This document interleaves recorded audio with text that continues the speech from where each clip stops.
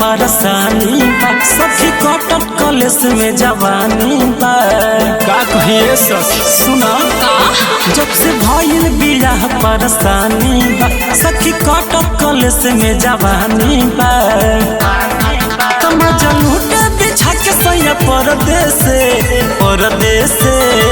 तो रोज टूटे कमरिया दर्द से सखी बानी परेशान अपन मरदेस। हो रोज टूटे कमरिया दर्द से सखी बानी परेशान अपन मरदेस।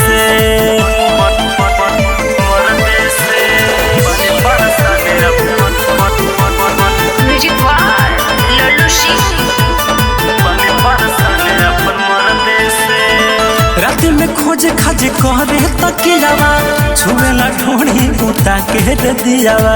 बड़ी बेशरम बा हो। अच्छा राति में खोजे खाजे कहरे तकियावा छुएला ढोड़ी उता के दे दियावा। हम तो बने उबियाई सखी सरदे से रोज टूटे कमरिया दर्द से सखी बानी परेशान अपन मरदेस। रोज टूटे कमरिया दर्द से सखी बानी परेशान अपन मरदेस।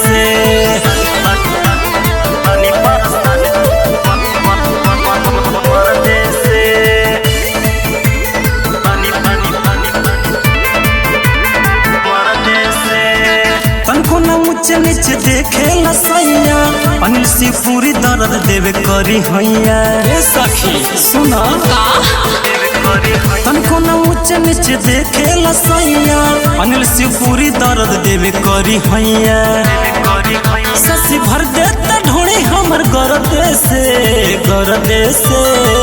रोज टूटे कमरिया दर्द से सखी बानी परेशान अपन मरदेस। रोज टूटे कमरिया दर्द से सखी बानी परेशान अपन मरदेस।